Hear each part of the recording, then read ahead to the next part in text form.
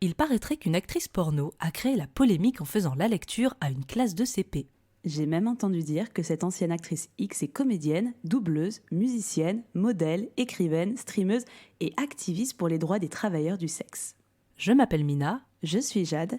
et vous écoutez l'épisode 49 du N'importe Q. Des câlins, Didier, des câlins. J'ai des tonnes de câlins à t'offrir.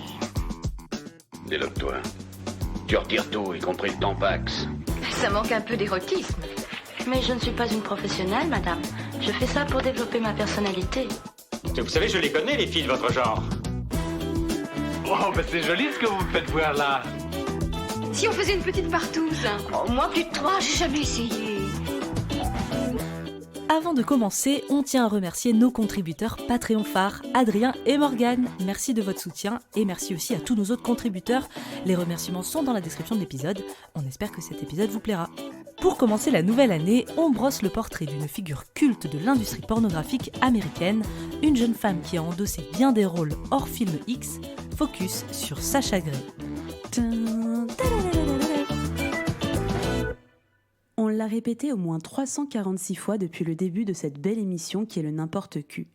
Quand vous faites de la sexualité votre profession, c'est marqué à vie dans votre code génétique, sur votre CV, socialement un fossé se creuse, bref, vous allez avoir du mal à passer à autre chose. Mina et moi avons déjà pu le constater en lançant ce podcast. À l'époque, on nous a vivement déconseillé d'en parler dans notre cercle professionnel. Pour autant vous dire qu'aujourd'hui, on n'est plus à ça près, je pense qu'une bonne partie de nos collègues nous écoutent et on leur passe le coucou. Mais on sait que d'une manière ou d'une autre, le fait qu'on tienne un média sur la pornographie depuis plusieurs années, en développant des projets annexes qui y sont liés, restera dans nos parcours professionnels, pourtant incroyables, une petite anomalie. Un peu comme si vous laissiez tomber le super pépito que vous allez manger sur la moquette et que vous le ramassiez en respectant la règle des 3 secondes. Vous avez vu le petit poil de moquette qui est resté collé sur la partie chocolat. Vous savez qu'il est tombé par terre, mais vous allez quand même le manger parce que bordel, il est nickel et le goût restera inchangé. Pour laisser les pépitos de côté, si nous avions fait le choix de parler de n'importe quel autre sujet lambda, par exemple l'élevage de concombres de mer ou la taxidermie, on n'aurait eu aucun mal à afficher en énorme sur nos pages LinkedIn que nous faisions un podcast.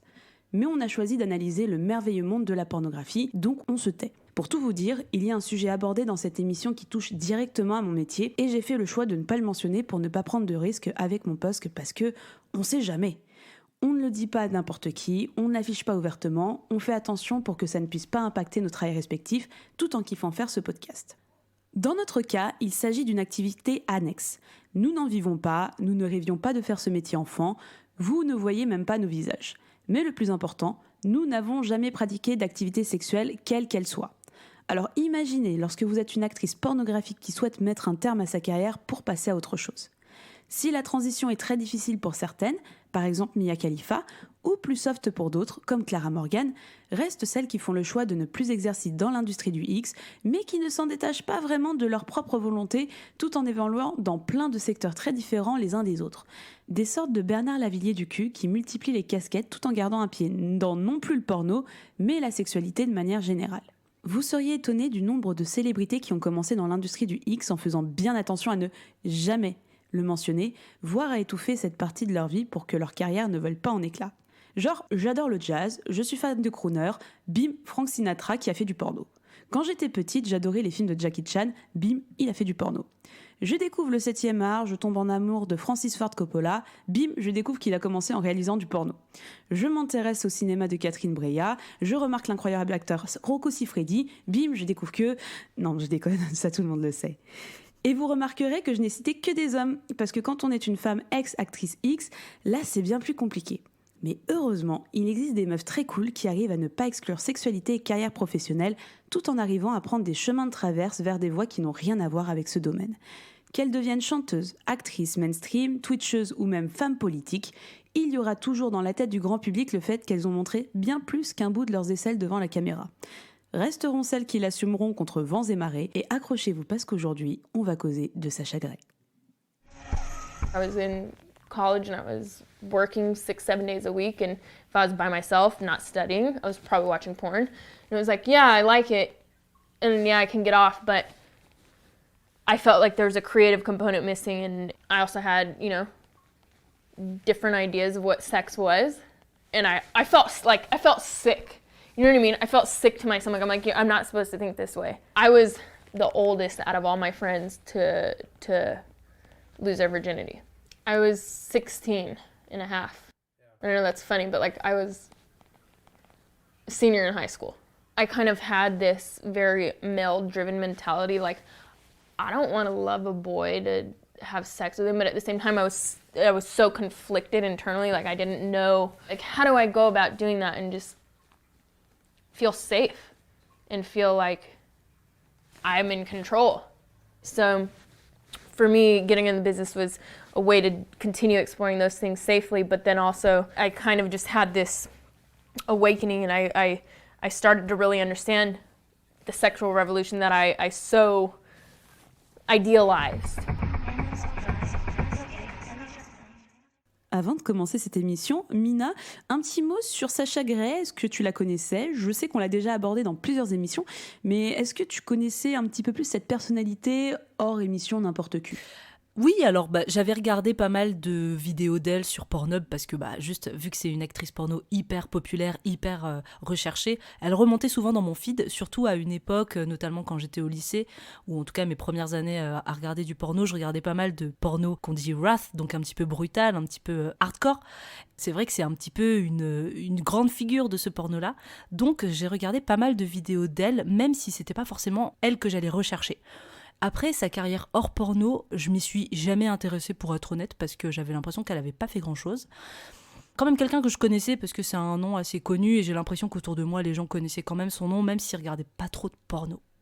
Et toi Jade, est-ce que tu regardais ou tu connaissais un petit peu de loin quand même Sacha Grey hors l'émission N'importe Q que nous sommes en train de faire ? Eh bien écoute, moi pas vraiment, j'ai jamais vraiment regardé de Sacha Grey dans le sens où j'ai jamais été très fan de hardcore. J'ai remarqué qu'elle faisait énormément de gonzo, que c'était un peu spécialisé là-dedans avec gentiment de la soumission. C'est jamais le genre de vidéo que j'ai été chercher, ou en tout cas je ne suis pas tombée sur Sacha Grey. J'ai l'impression que sur Pornhub, pas mal de ses vidéos ont été un peu retirées, mais on en parlera plus tard. Et de nom, je la connaissais justement, je l'ai de plus en plus entre guillemets connue en faisant l'émission. Parce que quand, par exemple, on parlait de bondage, on parlait un peu de hardcore, quand on parlait de Rocco Siffredi, même quand on parlait de halt, forcément, on revenait sur Sacha Grey. Et l'image que j'entendais également de Sacha Grey de la part des grands médias, c'est une meuf vraiment trop cool, qui a fait du porn, mais qui est trop cool, parce qu'elle fait plein d'autres choses en dehors du porn. Elle est trop forte, elle est trop belle, elle est trop intelligente. Et je suis contente de faire cette émission pour découvrir qui est vraiment Sacha Grey, me faire une vraie opinion hors média sur cette personnalité qui reste quand même très intéressante et qui a fait plein de choses et qui fait encore plein de choses aujourd'hui parce qu'elle est très jeune. Et oui, elle est très jeune. On va commencer peut-être par son enfance. Très jeune parce qu'elle est née en 1988, donc elle a 34 ans aujourd'hui. Elle est née en Californie. Son vrai nom n'est pas Sacha Grey, mais Marina Ann Entzis. Elle a grandi dans un milieu plutôt pauvre, enfant de la classe ouvrière à Sacramento, un coin apparemment où le niveau de chômage est le plus élevé que la moyenne aux États-Unis, en tout cas à l'époque, fin des années 80, début 90. Et sachez que c'est à peu près à cette période d'ailleurs qu'elle a regardé son premier film pornographique à partir de 11 ans, première fois donc en 99. Donc elle fait partie un petit peu de cette génération qui a quand même grandi avec ce porno qui devient très mainstream et très regardé uniquement sur Internet. Si elle a 12 ans à l'époque, ça veut dire qu'on rentre doucement dans les années 2000, à peu près. Donc c'est vraiment l'époque où Internet commence à montrer du porno. On a toujours un petit peu les lecteurs DVD. C'est le grand boom de l'industrie d'un point de vue DVD, mais aussi les arrivées d'Internet. Ce qui est très intéressant également, c'est qu'elle est d'une famille pratiquante catholique. Donc encore une actrice qui évolue dans cet univers-là. Et quand elle découvre le porn, elle déclare en interview qu'elle y voit non pas juste quelque chose d'infâme, d'impur, mais elle y voit comme un univers créatif à explorer. Elle a déjà cette notion de se dire « Ah, ça m'intéresse et il y aurait peut-être quelque chose de créatif à faire, un truc à faire, un truc à prendre et je pourrais avoir ma place là-dedans. » Elle commence à y penser plutôt tôt. J'ai lu d'après les interviews qu'elle perd sa virginité à 16 ans. Je vous pose ça là. Et elle a une grosse volonté d'indépendance, elle veut quitter sa famille, elle veut se dépatouiller de cette classe un petit peu pauvre, comme tu dis, où elle n'a pas vraiment pas d'avenir. Je dis pas qu'elle est que c'est pas une personne brillante, mais c'est juste que c'est compliqué de s'en sortir dans une classe qui est aussi défavorisée, dans un secteur où tout le monde l'est. Donc qu'est-ce que fait ? Elle décroche son baccalauréat à 17 ans. Elle commence un petit peu à suivre des études à l'université de théâtre, d'acting en parallèle. Elle travaille dans un steakhouse pour pouvoir faire des économies. Et qu'est-ce qu'elle fait ? Elle se casse à 18 ans à Los Angeles. Et c'est aussi dans ce fameux steakhouse qu'elle va avoir un petit copain qui sera le cuistot nommé de ce restaurant, qui l'a un petit peu initié au sexe brutal. C'est-à-dire qu'elle va dire que c'est à travers ce petit ami qu'elle a découvert tout ce qui était tirage de cheveux, fessées, gifles, sodomie. Et elle dit souvent en interview qu'il a déverrouillé beaucoup de choses en elle qu'elle n'avait jamais explorées auparavant. Mais c'est vrai que dès 18 ans, elle va du coup déjà faire son premier film et secondo devenir une méga star. Ah bah ouais, mais c'est ça, parce que déjà, commençons par une chose, parce que à 18 ans, elle change donc de nom et devient Sacha Grey. Pourquoi Sacha Grey ? Parce qu'à la base, elle voulait pas s'appeler Sacha Grey, elle avait pensé s'appeler Anna Karina, d'après l'actrice émérite qui a travaillé avec Godard, grande figure de la nouvelle vague des années 60, etc. Mais Mina, pourquoi a-t-elle choisi Sacha Grey ? Alors en hommage à deux choses, Grey déjà parce que vous savez, Sacha Grey c'est quelqu'un qu'on va souvent assimiler au côté femme qui fait du X mais très intellectuelle, et donc Grey ça va être en hommage au portrait de Dorian Gray, donc le roman. Et Sacha, alors j'ai vu deux variantes différentes sur Sacha, je sais pas ce que toi t'as vu, mais moi j'ai vu à la fois un espèce d'hommage à une chercheuse qui avait créé une échelle. Ça c'est Grey en fait, c'est pas exactement ça. Ah c'est Grey, d'accord, donc c'est plutôt Grey qui a deux versions. Exactement, c'est Grey qui a deux versions, mais Sacha ça en a qu'une. C'est Sacha Konietzko du groupe allemand, bon je vais le dire à la française, KM, FDM, voilà c'est vraiment un groupe qu'elle aime énormément et qu'elle suit, mais en effet ça c'est pour Grey, c'est inspiré de l'échelle de Kinsey qui estime l'orientation sexuelle d'une personne d'après une expérience précise. Alors c'est une échelle qui a été mise en place dans les années 40 et cette échelle catégorise l'attraction hétérosexuelle et homosexuelle comme une sorte de continuum avec la fameuse zone grise, la zone Grey, qui se situe en fait entre l'hétérosexualité et l'homosexualité. Bon, c'est très recherché encore une fois. Elle est très cultivée cette Sacha. Donc du coup, revenons à nos moutons, nous sommes en 2006 et selon la légende, Sacha Grey qui a 18 ans et 2 jours arrive sur un tournage et pas n'importe lequel. Alors déjà, il paraîtrait qu'elle ait contacté directement un agent sur Internet parce que comment rentrer dans le milieu du porno ? Donc a priori, elle serait direct tombée sur Mark Spiegler, ce qui me paraît quand même énormissime parce qu'on parle d'un agent, l'un des plus célèbres, qui gère peu de femmes, peu de clientes. Il gère environ 25 actrices, ce qui est quand même peu, mais c'est toujours des actrices très renommées, les plus connues, les plus désirées sur les tournages. Et donc apparemment, elle commence avec lui et il y a effectivement ce film qui s'appelle Fashionista Safado, un film de John Stagliano qui est une figure qu'on a déjà évoquée notamment dans l'épisode sur Rocco Siffredi parce que c'est un petit peu le fondateur ou en tout cas figure du porno gonzo, donc le porno un peu sans scénario avec que du sexe, beaucoup de gros plans, ce qui aujourd'hui pour nous est un porno le plus commun et mainstream possible. Et donc, a priori, il y a une actrice qui serait tombée malade quelques jours avant le tournage et il fallait la remplacer en urgence. Et donc, Spiegler aurait suggéré sa nouvelle recrue, qui serait donc Sacha Grey.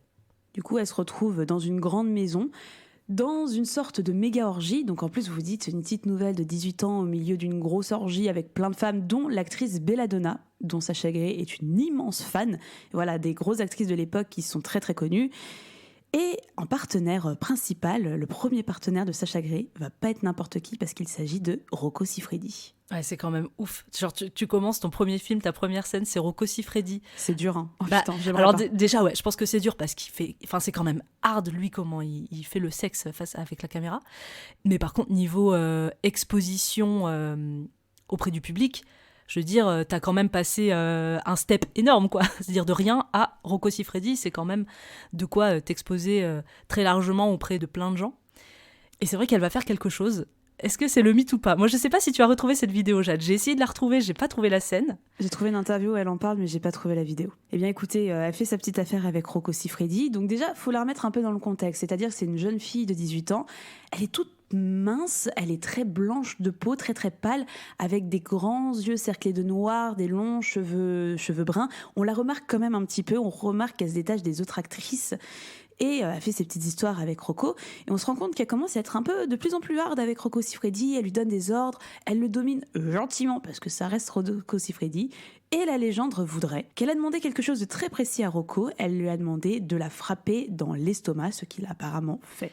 Et apparemment, toute l'équipe du tournage était assez choquée, parce que c'était pas du tout prévu, et c'est quand même quelque chose d'assez hardcore.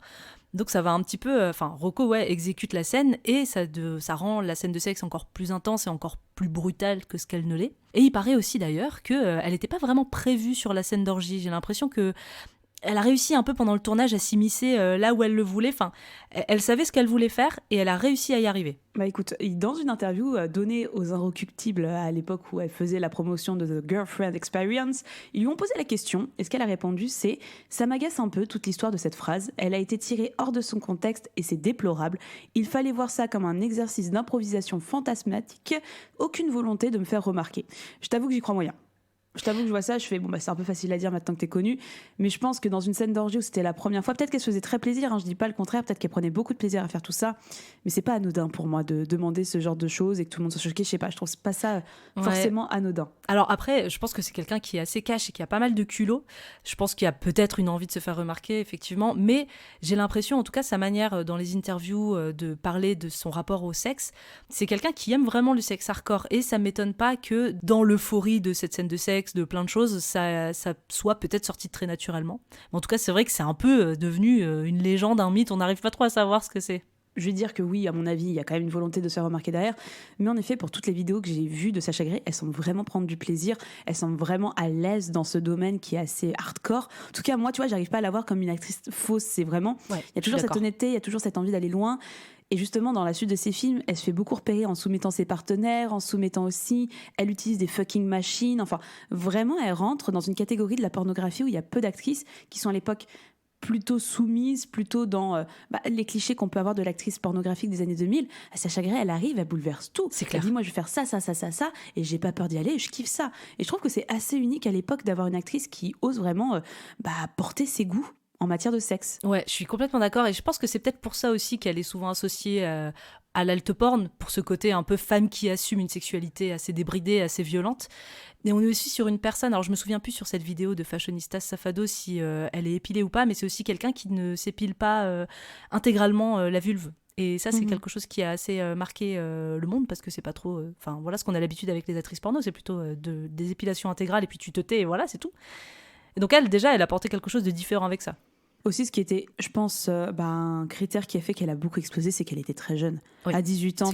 Je me souviens pas qu'à l'époque des années 2000, je regardais, en tout cas les actrices que j'ai en tête n'avaient pas 18 ans. Elles avaient entre 25 et 30 pour les plus jeunes, mais c'était vraiment pas des gamines, et tu vois, pour moi, tu vois Sacha Grey, il y a vraiment cette notion de teen qui va se débloquer beaucoup avec les internets, la pornographie internet des années 2000-2010 surtout, qui va arriver. Et pour moi, vraiment, Sacha Grey est l'une des précurseuses de cette pornographie très teen. Et ça se voit. Et toute sa carrière pornographique, qui aura été assez courte, mine de rien, t'as l'impression de voir vraiment une petite ado qui a des rapports sexuels. Donc je pense qu'il y a ça qui rentre beaucoup au jeu. En fait, je pense que c'est un joyeux accident de plein de choses où Sacha Grey était un peu par défaut la première. La première à être très jeune, la première à oser vraiment soumettre, la première à assumer une sexualité hardcore sans en faire trop et sans le faire faussement, la première à vraiment avoir cette espèce de notion de sexualité donnée et à se montrer beaucoup devant les médias également. Je pense qu'elle a été vraiment la première à faire tout ça à une époque où aujourd'hui les actrices pornographiques, il y en a énormément, Internet a beaucoup démocratisé la sexualité devant la caméra de manière hardcore,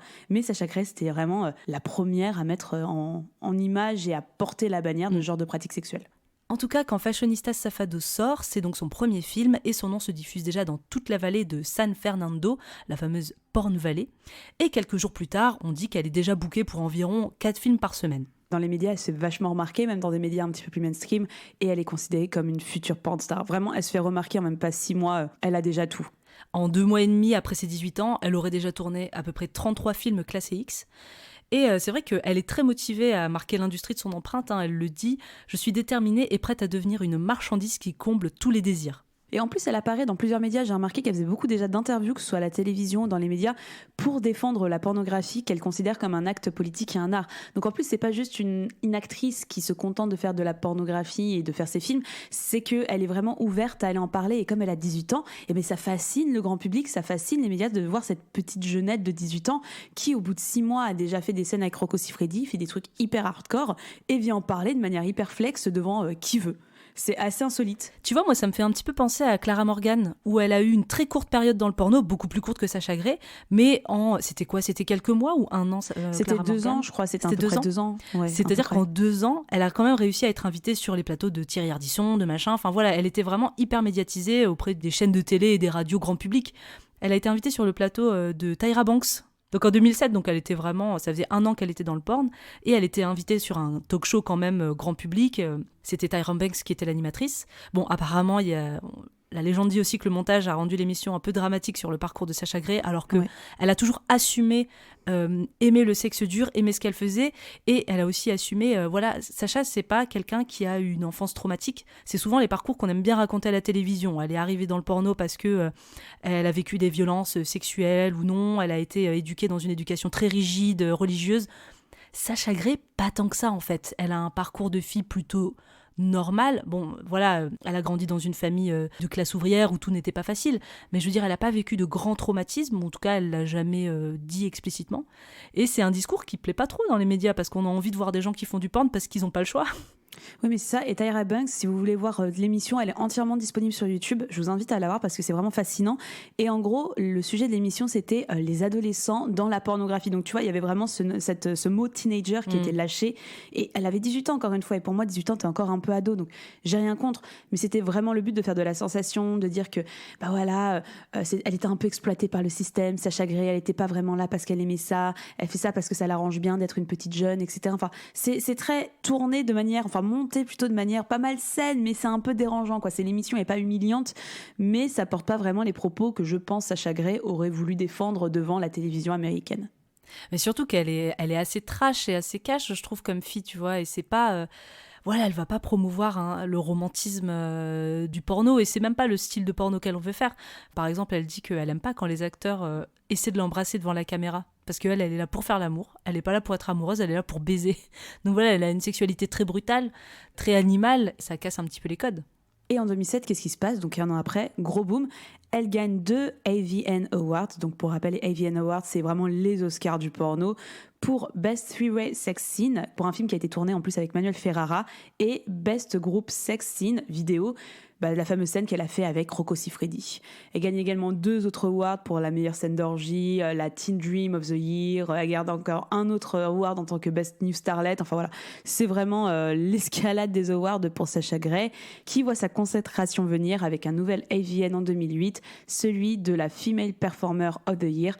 C'est la plus jeune actrice à l'avoir jamais remporté. Ouais, parce qu'en 2008, ça veut dire qu'elle a 19 ans. 19 ans. Et tu vois, la différence aussi que j'ai pas souligné, si tu disais avec Clara Morgan, c'est que Clara Morgan, à l'époque, elle avait pas 18 ans non plus. Hein.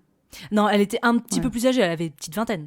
Ouais, elle avait une petite vingtaine, mais tu vois, avoir une petite vingtaine et avoir 18 ans, je trouve qu'il y a quand même une notion qui est assez extraordinaire quand tu fais du sexe aussi gonzo, aussi hardcore. Pour moi, le fait qu'elle ait 18 ans, c'est un facteur qui est pas à écarter, en fait, de l'analyse de Sacha Grey.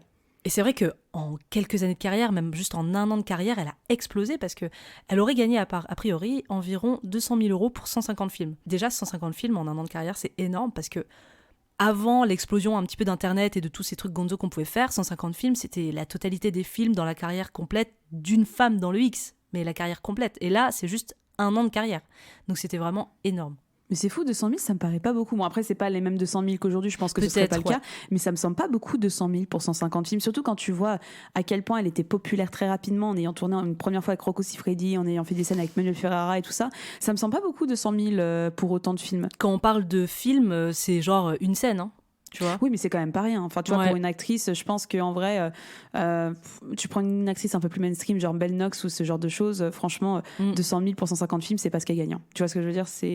Bon, après, c'était une autre époque, c'était les années 2000, elle était jeune. Enfin, je pense que c'était pas la même économie aujourd'hui. Enfin, il y a 20 ans déjà, il y a 20 ans, dis donc, que maintenant. Elle continue sa carrière, hein, elle va tourner plein de gonzo. Hein. Alors on est toujours sur des trucs très cash. Elle a toujours dit que sa seule limite c'était la scatophilie, mais elle n'a pas de problème avec l'europhilie, hein, le brutal, le BDSM. Mais elle continue de faire plein de petits films. Elle continue de faire aussi des gros films pornographiques. Notamment, alors j'ai noté Girl Vanna en 2005, qui est un film lesbien qui a gagné un AVN Award. Et surtout, Pirates 2, Stagnatis Revenge. Qui est en gros, c'est la saga parodique pornographique des Pirates des Caraïbes. Et il faut qu'on regarde ce film. Il faut absolument qu'on se le fasse. Il faut absolument qu'on se fasse le Pirates 2. C'est un film avec un budget de 8 millions de dollars. Déjà, c'est un truc insane dans l'industrie de la pornographie. Je sais même pas s'il y a eu un autre film qui a eu autant de budget. Je crois que c'est vraiment l'histoire. le plus gros de l'histoire du X. Ouais. Voilà, c'est un film qui a rapporté 15 AVN Awards en 2009, ce qui en fait le film le plus récompensé de tous les temps de cette catégorie. Et le film, en tant qu'actrice, il casse toutes les grandes figures de l'époque. On a Jessie Jane, on a Belladonna, on a Katsuni / Céline Tran, on a Stoya. Enfin, c'est vraiment une sommité de la filmographie du monde du X, quoi. Je veux voir ce film. Je veux vraiment voir ce film. Oui, moi ça a aussi. l'air trop bien. Vraiment, ça a l'air trop. Et apparemment, il existe une version érotique. Donc, si vous n'avez pas envie de regarder un film 100% porno C'est-à-dire qu'il y a un pirate, scénario. C'est-à-dire qu'il y a un scénario, mais oui, il y a des effets spéciaux, il y a des combats chorégraphiés. Non, c'est un grand film d'action. Et apparemment, voilà, il y a une version érotique que vous pouvez regarder sans gros plan sur les organes génitaux. Vas-y, on fera un débrief de ça. On s'y engage pour cette saison 3 ou peut-être pour l'ouverture de la saison 4, qui sait. Nous regarderons ce film parce que franchement, moi, ça fait des années qui me titille ce film, que j'ai regardé des scènes. En plus, les scènes de sexe, je me souviens que j'étais tombée sur plusieurs scènes sur Pornhub de manière random. C'était vraiment bien. Enfin, j'en ai un bon souvenir, bon décor, bonne lumière, bonne manière de filmer. Enfin, ça faisait vraiment film de cinéma. Mais Donc, alors, nous regardons question, Pirate Oui. 1, Pirate 2 a gagné 15 AVN, Pirate 1 a eu le même succès ou pas ? Il n'avait pas le même budget, donc Ok. forcément, c'était pas forcément les mêmes moyens techniques, mais ils ont vraiment surfé sur la vague des succès des Pirates des Caraïbes. Le Pirate 1 avait déjà été bien remarqué parce que faire un film de pirate avec autant de rostas, toutes les rostas que je vous ai citées, là, elles étaient déjà dans le Pirate 1, donc c'était déjà un énorme truc. Mais là, ce qui a fait que le Pirate 2 a vraiment pris, c'est que c'était vraiment, ils ont fait, on va faire un film de cinéma, quoi. Contrairement D'accord. au Pirate 1 où ça reste assez porn, même si c'est une histoire, c'est pas les mêmes moyens et ça se voit et ça se sent. Mais en tout cas, c'est le même casting, c'était les mêmes volontés de faire un truc qui vraiment sort du lot. Et j'ai pas le souvenir qu'il y ait des productions pornographiques aujourd'hui qui refassent des films aussi gros, Je crois aussi pas, hein. énormes. Non. Mais bon, il faudra qu'on voit, il faudra qu'on juge. Et on arrive à la fin de sa carrière dans le X. Donc ça fait une carrière d'environ 5 ans pour Sacha Grey. Eh ben non, tu te trompes, parce Ah. qu'elle tourne sa dernière scène en 2009 alors qu'elle a 21 ans et elle a seulement déclaré se retirer de l'industrie du X en 2011. Donc en vrai, en 2009, elle avait déjà D'accord. tourné sa dernière scène. Et sûrement, il y a des choses qui sont sorties entre 2009 et 2011 qu'elle avait déjà tournées. Mais Ouais, du je coup, ouais, pense ça que faisait ça. un moment qu'elle avait arrêté. Donc, une carrière, du coup, d'environ 3 à 5 ans.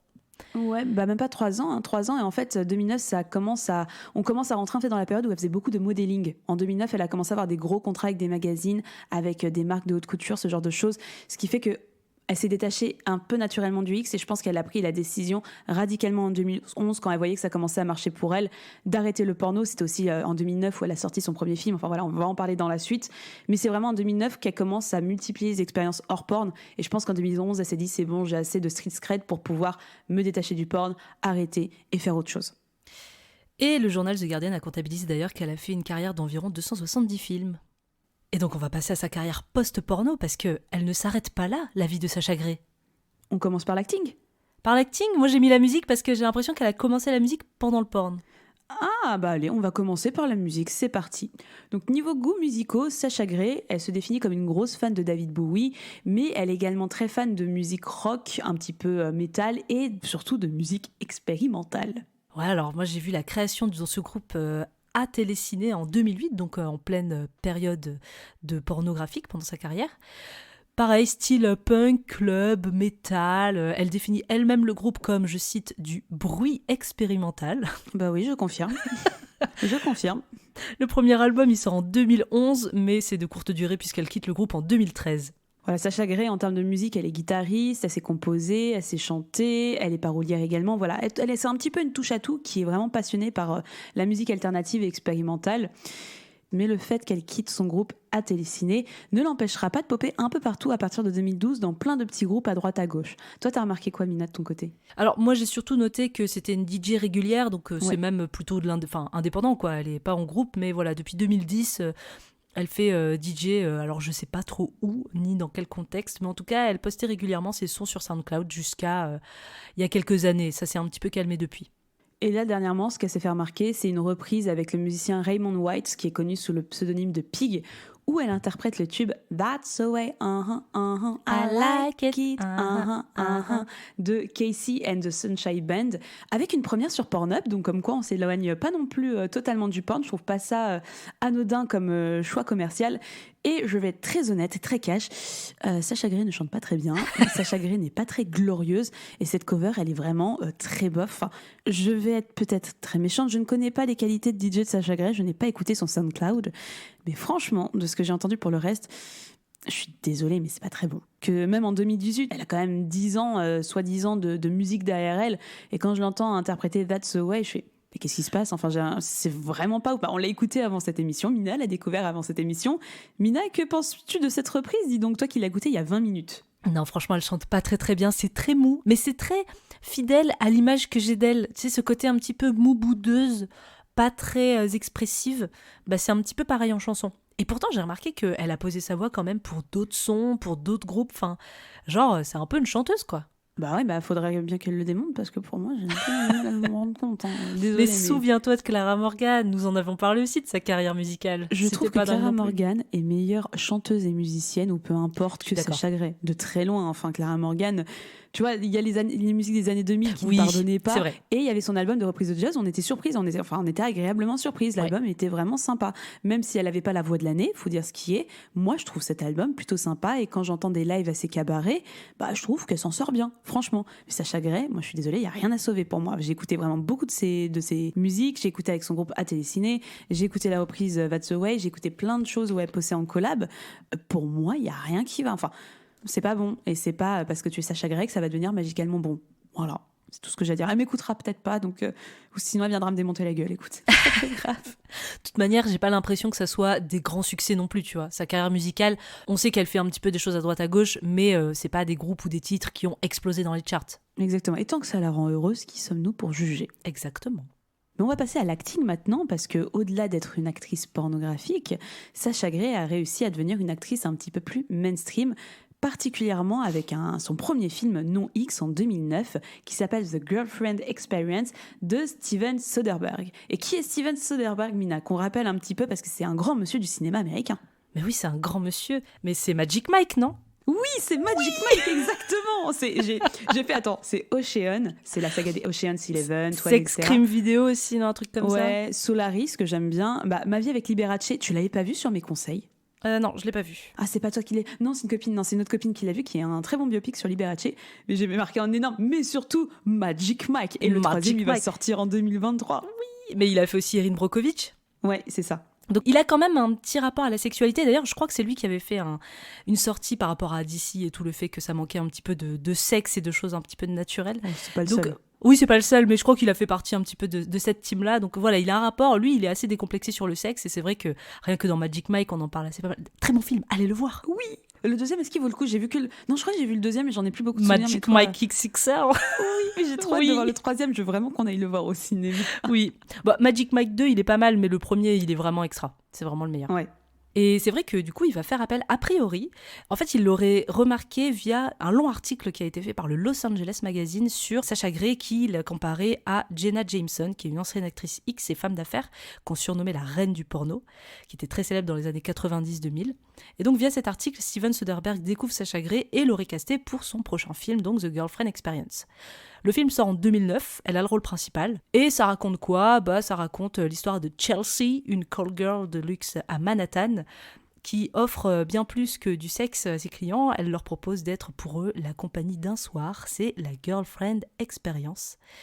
Son petit copain est au courant, mais voilà, au fur et à mesure des rencontres, on ne sait jamais trop sur qui il va tomber. Et il y a un petit peu un espèce de fond de crise financière. Donc c'est beaucoup les dialogues qu'elle va avoir avec ses clients. Il y a pas vraiment de scène de sexe. J'ai essayé de le regarder. Ça parlote beaucoup et il n'y a pas de cul. Si vous voulez voir Sacha Grey qui fait du cul, c'est pas dans ce film. Ouais, même le film de manière générale, il y a eu une projection à Sundance Film Festival, donc qui est quand même pas n'importe quel festival. Et on a un accueil très mitigé de la part des critiques, c'est assez 50-50. Le jeu de Sacha Grey, souvent, c'est on dit qu'il est bon parce que c'est Sacha Grey, mais pour le reste, on dit qu'elle brille pas par sa prestance. Je t'avoue que j'ai pas vu le film, donc je vais pas me permettre de juger. Et le film aussi est caractérisé par un tout petit budget d'1,7 million de dollars. Faut se dire que c'est 4 fois moins que Pirates 2, La Revenge de Stagnity. Voilà, c'est tout ce que j'ai à dire, c'est Pirates 2 a eu 4 fois plus de budget que ce film. Donc en plus, c'est pas l'une des œuvres majeures de Soderbergh. Tu vois, je connaissais pas ce film, quoi. C'est avant de m'intéresser à Sacha Gray. Après, c'est un monsieur qui a fait beaucoup de films, mais celui-là, vraiment, j'en avais quasi pas entendu parler. En tout cas, quoi qu'il en soit, ça a permis à Madame Sacha Gray de mettre un pied dans le milieu du 7e art. Ouais, et puis en plus, c'était pendant sa carrière porno, donc c'est un petit peu surprenant. C'est le rôle principal. Souvent, on va voir, c'est plutôt des rôles secondaires, ils ont fait des apparitions. Mais là, c'est vraiment le rôle principal. Après, du coup, pour avoir vu la moitié du film, parce que j'ai arrêté au bout d'un moment, ça m'avait un peu saoulée, elle ne brille pas. Disons que c'est Sacha Gray qui fait du Sacha Gray, c'est-à-dire qu'elle fait sa moue un petit peu boudeuse. Elle débite son texte. Elle n'est pas mauvaise, mais effectivement, elle n'est pas incroyable. Par la suite, Sacha Gray... elle commence à jouer dans plein de petits films. Alors on tient quand même à le préciser, Sacha Gray n'aura pas joué dans des films absolument incroyables. Ça va souvent être des films un peu de seconde zone, des petits films d'horreur, ce genre de choses. Et j'ai l'impression que ses apparitions sont souvent rattachées au fait que c'est Sacha Gray, justement, que c'est une ancienne actrice pornographique. Tu vois, à part The Girlfriend Experience, j'ai pas vu grand-chose où on prend Sacha Gray comme une actrice plutôt qu'une ex-actrice pornographique. Tu vois ce que je veux dire ? Ouais, elle joue souvent un petit peu les rôles de meufs bonnes. Et par exemple, j'ai vu c'est Open Windows, sorti en 2014, qui est un thriller avec Elijah Wood. Frodo Baggins, pour ceux qui connaissent. Et c'est pareil, elle joue une star qui va être séquestrée en plus. Donc j'ai l'impression que, comme tu dis, elle joue toujours un petit peu son rôle de star, de starlette un peu bonne. Tu regardes en fait la page Wikipédia de Sacha Gray, tu regardes ses rôles, à chaque fois c'est la call girl, l'actrice X, Sacha Gray dans son propre rôle, ce genre de choses. En fait, sa carrière pornographique n'est jamais très très loin. Il y a juste un truc que je tiens à préciser, parce que j'avais oublié l'existence de cette série. Je vous la conseille tellement, c'est incroyable. C'est les James Gunn Pages Porn. Est-ce que tu connais ou pas ? C'est fantastique. Je connais, et surtout du coup j'ai regardé l'épisode où apparaît Sacha Gray. Ah ouais, non mais il est dingue. Donc ça, on vous les conseille vraiment. En gros, c'est James Gunn, le fameux James Gunn, celui qui a fait Les Gardiens de la Galaxie, celui qui a fait la Suicide Squad, ce genre de choses. Donc voilà, le fameux James Gunn, qui a commencé en faisant des sortes de petites parodies de contexte de pornographie. Donc c'est comme si, en fait, il le décrit un peu comme du porn sans les scènes de sexe. C'est hilarant, c'est génial. Franchement, il y a des acteurs de qualité, tout ça. Oui, mais il y a des gros acteurs. Il y a Nathan Fillion dans le premier épisode. On est vraiment sur les clichés du porno, quoi. Le plombier, le chauffeur de taxi, l'infirmière sexy. J'avais vu le fake taxi ou le fake bus avec l'acteur qui joue Daryl dans The Office. Oui, il est incroyablement drôle. Il ramasse des gens et ça paraît vraiment porn et les gens se méfient. C'est tellement drôle. Enfin, allez voir ça. Si on peut vous recommander une chose dans cette émission, c'est les James Gunn Pages Porn. Franchement, incroyable. C'est génial. Moi, cinéma, j'ai plus rien. J'ai mis qu'elle a joué dans des clips, mais c'est pas très intéressant. Pareil que toi, Super Chris des Smashing Pumpkins et Spacebound d'Eminem. Eminem qui c'est pas la première fois qu'il fait appel à une star du X, puisqu'il avait fait appel à Lisa Ann pour un autre, la figure de la MILF. Et j'ai pas vu qu'elle avait joué dans grand chose ces derniers temps. Enfin, j'ai l'impression que c'est une carrière qui est surtout centrée entre 2010-2018 dans ces eaux-là. Là, je l'ai pas vu faire grand chose depuis plusieurs années quand même au cinéma, Sacha Gray. Hors cinéma, elle a continué de jouer aussi. Elle a joué dans une série. Enfin, elle a joué que dans une série, du coup. Oui. C'était Entourage, c'est ça. Je sais pas ce que c'est. Je connais de nom Entourage, mais j'ai jamais regardé. T'as vu, toi, un petit peu ? Non, j'ai jamais regardé. Ça m'a toujours un petit peu titillé, mais je crois que ça a pas mal vieilli. En fait, c'est une série où on va suivre un groupe de jeunes hommes qui tentent de percer à Hollywood. D'ailleurs, c'est une série produite et basée sur les souvenirs de Mark Wahlberg, sachez-le. Et donc, Sacha Gray va participer à l'avant-dernière saison, la 7e, et elle va jouer son propre rôle. Elle va jouer le rôle de Sacha Gray, qui sera la nouvelle petite amie d'un des fameux jeunes hommes du groupe. Et voilà, mais je crois que c'est une série qui est un petit peu mal vieillie, tu vois, c'est un petit peu boys club, avec pas mal de discussions sur leur prouesse sexuelle, qui ils ont chopé et tout. C'est une série HBO. Petite capsule temporelle, je pense, des années 2010. Comme tant d'autres, mais tu vois, encore une fois, on prend Sacha Gray pas en tant qu'actrice. Voilà. On prend Sacha Gray en tant que Sacha Gray, la meuf qui a fait du porn et qui est connue dans ce milieu-là. Enfin, tu vois, moi, c'est ça, j'ai un peu de mal avec sa carrière. Je m'en étais pas rendu compte avant de faire cet épisode. Enfin, je la voyais vraiment comme une meuf qui avait réussi à faire du cinéma. En fait, non, elle a pas réussi à faire du cinéma. Sacha Gray a réussi à un peu s'infiltrer dans le cinéma, mais elle a jamais réussi à percer en tant qu'actrice, en fait. Mais sinon, parce qu'elle fait pas que du cinéma, elle fait pas que de la musique, elle fait aussi de l'écriture et de la photo. Elle sort un premier livre de photographie en 2011 intitulé New Sex. Et en fait, c'est un ensemble de photos assez érotiques, pour la plupart prises par Sacha Gray. Et voilà, c'est juste Sacha Gray qui se montre en tant que Sacha Gray en mode oui, je vais vous montrer qui je suis réellement et que je sais prendre des photos. Donc voilà, je t'avoue, j'ai vu quelques photos, j'ai fait, elles sont très jolies, mais bon, encore une fois, on s'éloigne pas trop du côté je suis sexy, je suis une ancienne actrice porno, mais je ne suis pas que ça. Après, voilà, encore une fois, elle semble avoir plein d'inspirations de photographes très connus. Moi, j'ai pas assez de connaissances dans ce milieu-là pour pouvoir juger. Je tiens quand même à préciser. Et surtout, en 2013, elle sort son premier roman, The Juliet Society, qui sort 2 ans après 50 Shades et qui en France est tiré quand même à 50 000 exemplaires. Donc clairement, le marketing se joue sur le nom de Sacha Grey. Le pitch de l'éditeur, il est un petit peu mystérieux, il raconte pas l'histoire et comme je l'ai pas lu, je vous donne le pitch de Libération. Les aventures de Catherine, une jeune étudiante en cinéma qui vit avec Jack, dont elle est follement amoureuse. Mais Jack, soutien d'un homme politique en campagne électorale, n'a pas vraiment de temps à lui consacrer. Donc Catherine se laisse aller à des rêveries érotiques jusqu'à ce qu'elle se rapproche d'Anna, une blonde flamboyante. Toutes deux vont pénétrer dans un monde d'orgie où les puissants de ce monde portent des masques et ont tout pouvoir sexuel. Apparemment, elle définit le livre un petit peu comme semi-autobiographique. Ouais, moi je voyais qu'elle rendait hommage, enfin dans des interviews, elle dit rendre hommage aux 120 jours de Sodome de Sade et à Candide de Voltaire. Je fais mais... Bah, désolée, hein, alors là c'est un gros jugement gratuit. Jade, tu n'as pas lu le livre, tu ne sais pas. Non mais Candide de Voltaire, quand tu me lis ça, j'ai envie de dire... Nous nous engageons, nous lirons ce livre à un moment pour un épisode, parce qu'on n'a pas encore fait de livre cette année.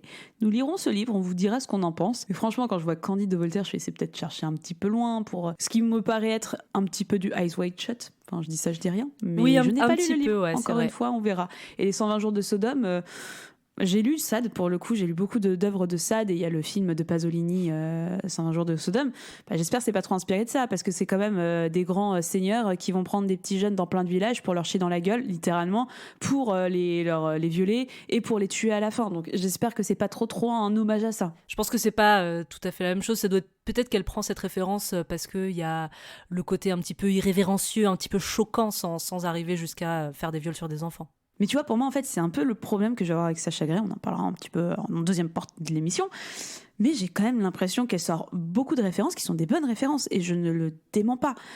Mais c'est des références qui restent des références. J'ai envie de te dire, moi, je ne vois pas cet aspect-là dans ce que Sacha Grey a pu faire. En tout cas, d'un point de vue cinématographique, d'un point de vue photographie, j'ai un peu comparé... voilà, les grands noms qu'elle sortait, ce qu'elle a fait, je vois pas beaucoup la différence. Mais encore une fois, j'ai peut-être pas l'œil. Et en tant que livre, j'attends de lire The Juliet Society parce que... ça n'a pas l'air de se prendre pour de la merde, quoi. Désolée de le dire comme ça, mais c'est un peu le cas. Finalement, d'ailleurs, Juliet Society finit par devenir carrément une trilogie. Elle va sortir en 2017 La Chambre de Janus et en 2019 La Femme coupée en deux. La presse est plutôt positive, enfin, en tout cas là, j'avoue, les citations que je vais vous dire, ce sont les citations de l'éditeur, donc forcément elles sont positives. Mais on est par Elle UK sur un féminisme moderne, par Gracia UK à un fight club féminin. Mais en tout cas, ouais, j'ai quand même cru l'impression, j'ai regardé plutôt les critiques sur Amazon, et quand même, elles sont plutôt positives. Donc t'avoues que j'ai envie de lire le livre. Ouais, moi j'ai l'impression que globalement, la presse a été plutôt enjaillée par ce livre, et elle a fait aussi une grosse tournée médiatique. Hein. Elle a été interviewée notamment en France par les Arocs, par Libération, dans le cadre de la sortie de Juliet Society. Donc elle a quand même eu une belle exposition. Voilà, mais encore une fois, est-ce que c'est parce que le livre vaut le coup, ou est-ce que c'est parce que c'est Sacha Grey ? Je pense qu'on connaît toutes les deux la réponse. Oui, bien sûr. Pour terminer rapidement sur sa carrière hors porn, elle fait aussi du doublage, enfin elle vient de commencer le doublage, notamment en octobre 2022, elle vient d'annoncer qu'elle doublera le personnage de Ash dans le prochain DLC du jeu vidéo Cyberpunk 2077. Elle va jouer le rôle d'une DJ qu'on entendra sur la station de radio du jeu. Donc voilà, toujours le truc un petit peu méta, un petit peu je joue mon propre rôle. Et pour terminer, c'est quand même aujourd'hui une grosse influenceuse. Un petit peu comme Mia Khalifa, hein, elle a profité de sa médiatisation et de sa communauté déjà existante pour la consolider sur les réseaux sociaux. Elle est présente partout et elle est très active. Sur Twitch, elle a 1,1 million d'abonnés. Sur YouTube, plutôt des rediffusions de Twitch, 434 000 abonnés. Et sur Insta, 1,8 million d'abonnés. C'est pas rien. Donc voilà, elle fonctionne aujourd'hui beaucoup par posts sponsorisés et puis toutes ces petites activités à côté de doublage, de chant et tout. Enfin, en tout cas, elle est quand même assez active. Petite pause de 2 minutes. Si tu es toujours là, ça veut dire que ce contenu te plaît. Alors si tu veux soutenir le N'importe Q, n'hésite pas à faire un tour sur notre Patreon. Le premier palier commence à 2,50€ et va jusqu'à 10€. Tu as le droit à plusieurs contreparties, comme par exemple une newsletter mensuelle incroyable, des cartes postales de qualité ou la participation à une super loterie extraordinaire. Alors si tu veux nous soutenir sur Patreon, le lien est dans la bio. Retour à l'épisode. Et on va passer à la partie plus profonde de cette émission avec comme premier point de réflexion le fait que Sacha Grey, elle est aussi connue pour être un petit peu activiste dans le milieu de la pornographie, c'est-à-dire qu'elle va avoir tendance à aller facilement devant les médias, dans les universités, pour défendre son expérience dans la pornographie, bien qu'elle soit courte, pour défendre sa prise de position par rapport à la pornographie et le fait que le porno, c'est pas seulement de la baisse, ça peut être également créatif et politique. Et c'est vrai qu'elle a commencé très tôt, on l'a évoqué plutôt dans cette émission avec le Tyra Banks Show, où elle avait tout juste 18 ans, où elle venait parler de son travail. Bon, après, ça a été un peu déformé par le montage, mais déjà à 18 ans, alors qu'elle a même pas un an de carrière, c'est quand même un pas de faire ce genre de choses et d'aller devant la télévision américaine pour dire bonjour, j'ai 18 ans et je fais de la pornographie, quoi. C'est vrai que Sacha Grey, elle a vraiment ce discours de sexualité positive que moi j'aime beaucoup et je trouve qu'elle maintient encore aujourd'hui. C'est pas quelqu'un qui renie son passé d'actrice porno et c'est quelqu'un qui assume ce qu'elle a dit déjà des années auparavant quand elle était très jeune, qu'elle avait 18 ans et qu'on lui posait la question de pourquoi tu fais ça. Et c'est vrai qu'elle dit aussi vouloir s'engager de plus en plus contre les violences faites aux femmes, notamment domestiques et sexuelles, parce qu'elle a connu beaucoup de filles abusées par leurs petits amis et compagnie. Et souvent, on lui demande d'ailleurs si elle n'a pas l'impression que sa carrière dans le porno, qui est très rough, très brutale, n'incite pas à cette violence. Elle rappelle toujours que les gens doivent comprendre que l'important, c'est le consentement. Je cite, « Lorsqu'il y a 2 adultes ou plusieurs et qu'ils sont consentants, ce n'est pas de l'abus sexuel. Ce qui peut paraître dégoûtant et dégradant pour quelqu'un peut être magnifique et émancipateur pour un autre. » Donc moi, je trouve qu'elle a ce discours que je trouve très positif et très agréable sur la sexualité, surtout venant d'une actrice porno, dont on sait qu'elle a vu tout ce qui était possible quasiment de faire dans une sexualité. Je suis 100% d'accord avec toi. Ça, c'est un truc que j'aime énormément avec Sacha Grey. C'est vraiment... Je remettrai jamais en question le fait qu'elle a aimé son travail, qu'elle a aimé sa période dans la pornographie et qu'elle a kiffé ce qu'elle a fait. Et ça se voit dans ses vidéos, ça se ressent. Et à tel point que même après la fin de sa carrière pornographique, elle va intervenir régulièrement dans des conférences d'université autour justement de la sexualité de la pornographie. On peut noter qu'elle est intervenue auprès de Yale, qui n'est pas une petite université, en 2010, en compagnie en plus de Joanna Angel. Est-ce que tu peux nous rappeler qui c'est Joanna Angel ? Mais Joanna Angel, c'est une ancienne Suicide Girl, on en parle pas mal dans notre épisode sur l'alt porn. C'est vraiment une figure du porno alternatif, très tatouée, et qui a lancé donc Angel... comment ça s'appelle ? Devil Angel, c'est pas Devil Angel, ouais. C'est ça. Qui est une chaîne de production pornographique avec que des acteurs et des actrices alternatifs. Et Sacha Grey est intervenue également auprès de la Duke University, donc pas une petite université, en 2014 avec Belle Knox, cette fois-ci, qui est toujours une figure aujourd'hui très populaire de la pornographie mainstream. Belle Knox qui fait partie du jury de Sex Factor, non ? Si je dis pas de bêtises. C'est ça, exactement. Et moi, ce que j'aime bien, c'est que même si elle promeut, enfin en tout cas, elle renie pas du tout son expérience dans le X, elle n'hésite pas quand même à avoir un regard assez critique sur cette industrie. Elle a notamment évoqué le fait que tous les producteurs, les réalisateurs vont souvent demander aux actrices d'apporter des vêtements d'enfants de 12 ans, hein, je cite, « Petite culotte blanche avec une rayure rose, c'est horrible, ils vous coifferont comme une gamine. J'ai 18 ans, donc à l'époque elle avait 18 ans quand elle disait ça. Le porno n'existe que pour la masturbation et personne ne devrait s'en prendre à un enfant de 14 ans. » Mais elle est bien, elle a vraiment un super bon regard et je pense que c'est quelqu'un qui a réussi à se protéger énormément de ce genre de dérive un petit peu dans la pornographie. En tout cas, en fouillant dans beaucoup d'interviews, j'ai jamais trouvé une mauvaise expérience ou quelque chose qu'elle aurait vécu, mal vécu, entre guillemets. Et elle a toujours réussi à être assez intègre pour éviter ce genre de choses. Après, je remarque également qu'elle avait vraiment une vision, quand les gens en parlent, en tout cas ils parlent d'elle en termes vachement intellectuels, enfin on parlera encore de ça un tout petit peu plus tard, mais que elle n'avait pas le profil, entre guillemets, de l'actrice X un petit peu type, je vais être un petit peu violente en disant ça, mais un petit peu lambda, ce genre de vision qu'on peut avoir très cliché d'une actrice. Elle restait vraiment dans son coin, elle ouvrait sa gueule, elle se laissait pas faire. Et je pense que ça a vachement intimidé et ça l'a vachement protégée, mine de rien, pendant ces quelques années d'activité dans la pornographie. Mais même au-delà de ça, elle montre très facilement son soutien politique sur les réseaux sociaux. Elle montre son soutien très régulièrement au planning familial, au Parti démocrate américain et au mouvement des Black Lives Matter. Enfin, franchement, elle est vachement engagée, elle a pas peur de le montrer, quel que soit son combat. Et tu vois, dans le mainstream, j'ai un peu fait le tour de tout le milieu et je constate qu'il y a peu d'actrices qui prennent la parole autour de ce genre de débat pour défendre leur métier. Je pense que dans les années 2000, il n'y avait pas encore Internet qui s'était développé, on n'avait pas encore cette industrie du podcast, on n'avait pas encore cette manière de s'exprimer aussi simplement auprès du grand public. Ce qui fait que finalement, je vois pas beaucoup d'actrices, hors Sacha Grey, qui ont été même invitées sur des plateaux pour parler vraiment de leur travail, de leur environnement de travail, de cette industrie de manière plus ou moins critique, sans forcément la défoncer. Et même en France, je regarde dans des anciennes actrices mainstream, je vais avoir qu'en tête Céline Tran qui a fait un super TED Talk, on vous le mettra en lien de l'épisode, qui est vraiment excellent. Aujourd'hui, en fait, on a de plus en plus d'acteurs et actrices mainstream qui commencent à un petit peu sortir de la bulle de l'industrie pour parler de leurs conditions de travail et de l'industrie. Et je vais penser à l'excellent podcast d'Holly Randall, Unfiltered, qu'on vous conseille encore une fois. Holly Randall, qui est la fille de la photographe Suze Randall, voilà, une figure émérite de la photographie érotique dans les années, c'était 80, 70, 80 si je me trompe pas. Aujourd'hui, si on a des moyens de communication qui permettent aux acteurs et aux actrices de pouvoir échanger de manière plus saine sans avoir à passer sur des plateaux qui déforment vos propos, à l'époque, Sacha Grey, c'est la seule à vraiment faire ça. C'est la seule à vraiment défendre l'industrie du mainstream. Attention, seulement l'industrie du mainstream. Parce que vous allez me dire qu'Erika Lust, elle n'hésite pas non plus à faire des conférences des femmes qui évoluent vraiment dans un milieu pornographique plus éthique. Mais en effet, c'est un peu plus simple pour moi, entre guillemets, d'aller du côté de l'éthique en allant défoncer le mainstream. Alors que de l'autre côté, le mainstream, souvent on a tendance à pas les entendre, quoi. Donc je suis contente d'entendre une personne comme Sacha Grey qui, même si elle a une petite expérience dans le domaine et que c'est une expérience qui est assez particulière, vient défendre son travail en ayant un regard tout de même assez lucide sur des conditions de travail qui peuvent être parfois très abusives pour les actrices. Totalement d'accord avec toi, et je pense peut-être aujourd'hui, peut-être que Nikita Bellucci pourrait rentrer dans ce style d'actrice très mainstream, très hardcore, mais qui n'hésite pas à montrer son avis politique et à s'engager. Et en plus ancien, je pense à Nina Hartley, qui est vraiment une actrice qui est active depuis les années 80, qui faisait pas mal de BDSM. Elle est encore assez active et connue aujourd'hui.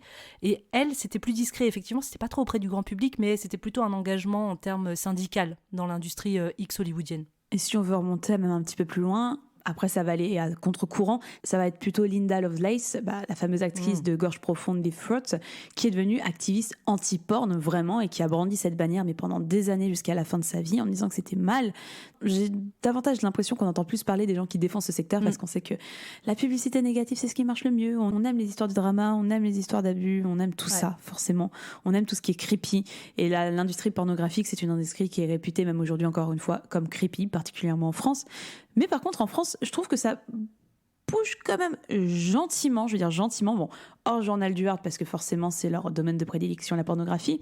Mais j'ai remarqué qu'il y avait de plus en plus d'acteurs et d'actrices mainstream qui viennent un petit peu dans les médias faire des interviews. Je pensais à Combini, qui met parfois en avant certaines figures. Je pense qu'il y avait même Léo Lulu qui était passé, et au youtubeur Ben Never, quoi qu'on pense de lui, qui, dans ses insomnies, invitait à plusieurs reprises des actrices de chez Dorsel pour parler de leur travail. Et c'est plutôt cool. Donc, ça commence à s'ouvrir très timidement, mais encore pas assez pour que ça devienne quelque chose de banal où on va pas regarder l'émission en disant « Mon Dieu, c'est une actrice pornographique, j'ai envie d'entendre d'être creepy sur son travail ». On va se poser ensuite la question, se reconvertir dans le vrai cinéma, est-ce que c'est possible ou pas, au vu de la carrière de Sacha Grey ? Avec Sacha Grey, j'ai cru vraiment que j'allais tomber sur une actrice qui allait réussir dans le cinéma. Au final, c'est beaucoup de bruit pour pas grand-chose. C'est un peu dur ce que je vais dire, mais elle a eu vraiment le gros buzz d'être le rôle principal d'un film de Steven Soderbergh. Mais depuis, je trouve que c'est un peu à contre-courant de tout ce qu'elle disait. C'est-à-dire qu'en interview, elle a déjà dit que, voilà, elle, si elle fait du cinéma, c'est pas pour avoir le rôle cliché de la meuf un peu bonne et débile. Alors, elle a peut-être pas le rôle de meuf débile, mais elle reste la jolie fille. Et souvent, on est quand même sur des films, tu le disais tout à l'heure, un petit peu de seconde zone, on est sur des films d'horreur. Et franchement, j'ai regardé les bandes annonces.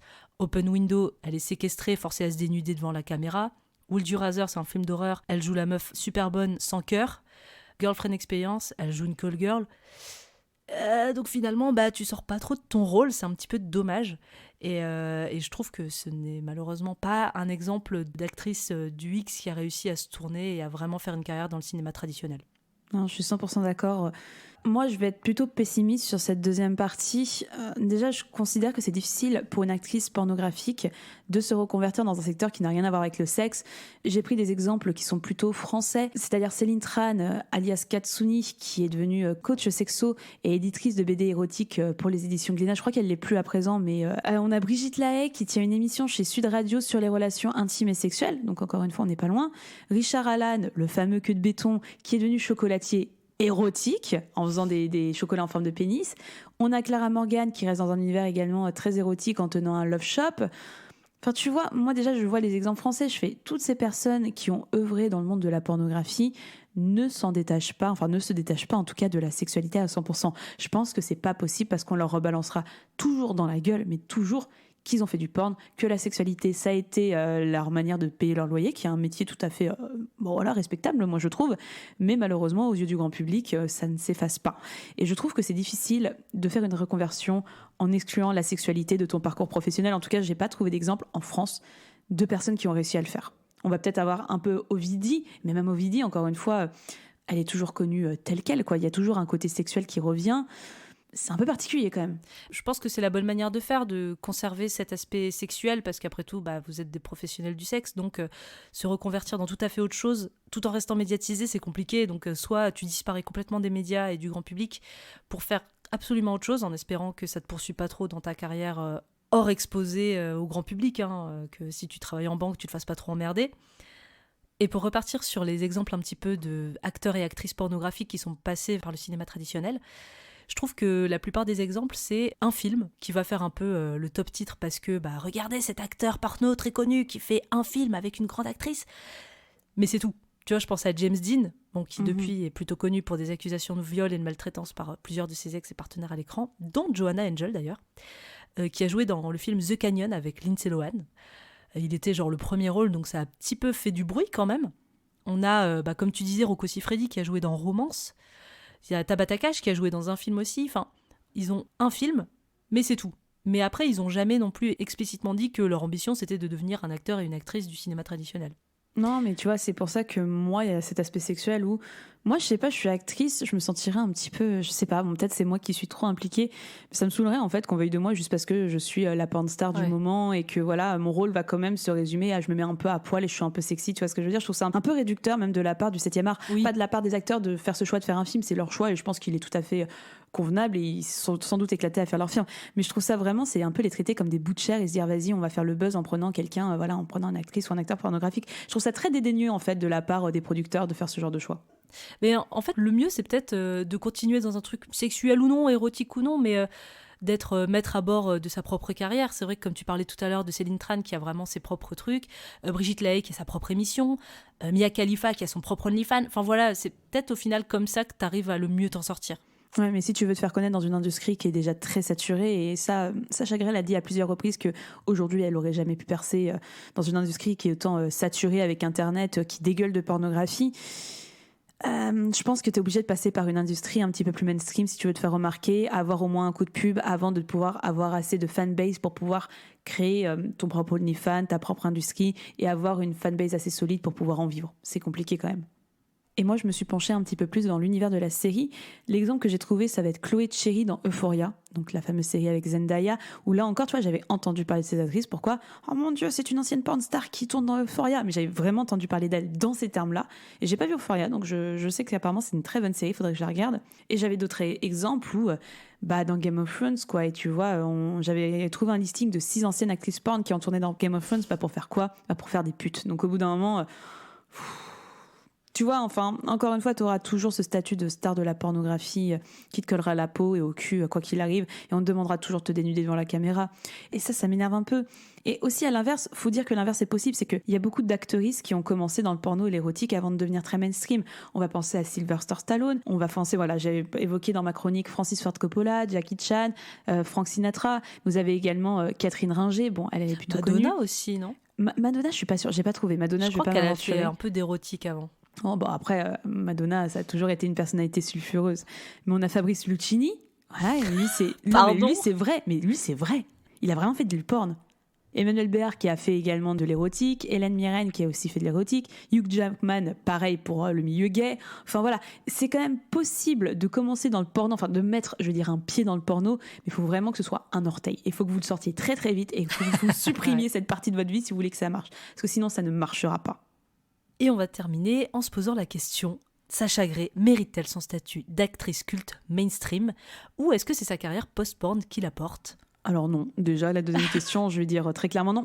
En fait, dites-vous quand on écrit le déroulé des émissions, on n'a pas forcément fait toutes les recherches qui vont nourrir notre argumentaire pendant cette émission. Donc là, c'est vrai qu'on s'était posé cette question parce que Sacha Grey, on la connaissait surtout comme l'actrice pornographique qui avait réussi à faire plein de choses, à rentrer dans le cinéma, à faire de la musique, à écrire des livres, hors carrière porno. Donc c'est vrai que maintenant qu'on a fait ces recherches, moi je peux dire très clairement, non, c'est pas sa carrière post-porn qui l'apporte, au contraire, c'est le fait que ça a été une porn star qui fait qu'elle est toujours ce qu'elle est aujourd'hui. Je suis tout à fait d'accord. Et moi, par contre, je pense qu'elle mérite son statut d'actrice culte du X. Pour moi, vraiment, du X mainstream. Elle a un peu cassé les codes. Je dis pas que c'est la seule actrice à faire des trucs un peu wrath et à être bonne dans son job. C'est pas du tout le cas. Mais je trouve qu'à cette époque, et encore aujourd'hui, elle a vraiment un truc. Moi, je trouve que c'est une très bonne actrice porno. Je trouve qu'elle a un regard, elle a un jeu. Comme tu disais tout à l'heure, il y a toujours cet aspect où ça paraît très sincère quand elle joue. Et quand elle fait des trucs en plus très hardcore. Mais je trouve qu'elle a un petit peu cassé les codes. C'est quelqu'un qui gardait ses poils sur son pubis. Je le redis, mais je trouve ça quand même un petit peu innovant pour l'époque. Voilà, elle sortait vraiment de ce truc de la meuf blonde un peu écervelée, surtout en termes d'actrice américaine. On est sur une actrice un petit peu mot-boudeuse, très très jeune, qui fait des trucs très hardcore. Et je comprends que ça soit une figure un petit peu associée à l'alt. Donc moi, je trouve en tout cas qu'elle mérite son statut d'actrice culte du X. Parce que pour moi, c'est vraiment une très bonne actrice pornographique. En fait, à l'époque, toutes les étoiles se sont alignées pour Sacha Grey. C'est qu'elle avait 18 ans, ce qui était très très rare. Elle commence, elle fait du hard que personne ne voit. Elle domine un peu, ce qui était plutôt rare à une époque où on avait tendance à voir plutôt des actrices pornographiques, comme tu dis, très cliché, attention à prendre avec des pincettes ce que je vais dire, mais voilà, la blonde avec les seins refaits, écervelée, bien maquillée. Sacha Grey, elle se démarquait vraiment. Elle avait un look assez émo, quoi, finalement, par rapport aux autres. Première scène avec Rocco Siffredi, plus tard, quelques temps plus tard, avec Manuel Ferrara. Enfin, elle a vraiment eu une ascension qui a été fulgurante et très rapide, qui a duré quelques années parce qu'elle a décidé de son propre chef de s'arrêter là. Des Sacha Grey, j'en vois aucun autre exemple dans l'industrie américaine. Donc oui, elle mérite son statut d'actrice culte. Moi, c'est pas la pornographie que je consomme, mais je comprends qu'elle ait tant fasciné les gens. Mais il y a autre chose qui me dérange un petit peu, c'est que j'ai regardé pas mal de gens qui parlent de Sacha Grey, des gens de l'industrie pornographique comme non pornographique, et il y a une sorte de fascination que je trouve très malsaine autour du fait que Sacha Grey, c'est quelqu'un de cultivé. Il faut dire les choses, c'est quelqu'un de cultivé. Elle a une culture littéraire, elle a une culture cinématographique qui est vraiment très intéressante. Elle est très fan de la nouvelle vague. Elle va lire vraiment des vieux auteurs français, des Lumières. Enfin, voilà, c'est quelqu'un qui aime se cultiver, qui a vraiment une soif de connaissances infinie. Et j'en ai marre de lire dans des interviews. Oui, elle a une manière de baiser tellement intellectuelle. Elle était tellement en train de lire un livre à chaque fois sur les tournages. Enfin, il y a une fascination où quand les gens parlent de Sacha Grey, il y a toujours ce mot intellectuel qui revient. Et ça m'agace profondément. Eh ben complètement d'accord aussi avec ça. Non, c'est vrai que c'est en fait ce qui m'a le plus énervé. Je dis pas que elle est bête. Moi, j'ai l'impression que c'est quelqu'un effectivement d'assez cultivé, qui a une bonne culture, qui adore l'art de manière générale, qui est un peu touche à tout. On l'a vu. Elle fait de la musique, elle fait du ciné, elle fait de la littérature, elle écrit. Mais en fait, le traitement médiatique de Sacha Grey, je le trouve abusé. C'est-à-dire que c'est vraiment la chouchoute des médias. Pourquoi ? Parce que elle sort du cliché de la femme qui a une enfance difficile, qui est rentrée dans le porno parce que traumatisée, un petit peu bébête, parce que pour montrer son sexe en gros plan, il faut être un petit peu concon quand même. Du coup, ça crée une espèce de condescendance envers toutes les autres femmes. Mais c'est un petit peu comme Ovidie, tu vois. Ovidie, c'est pareil, elle était surnommée l'intello du porno. Et c'est pareil pour Sacha Grey, c'est l'intello du porno. Pourquoi ? Parce qu'elle aime Godard, Pasolini, qu'elle lit plein de romans, que son nom est une référence au portrait de Dorian Gray. Et du coup, tu dévalorises toutes les autres femmes qui font du porno, qui sont leur carrière, qui sont leur gagne-pain. Tout ça parce qu'à côté, t'as une fille qui a fait un peu d'études. Et je trouve que c'est vraiment le traitement médiatique qui m'agace. Parce que, oui, elle est très intelligente, elle a plein de culture. Elle est très cultivée, mais ce qu'elle fait à côté, alors je sais pas ce que valent ses romans, ça se trouve c'est très sympa.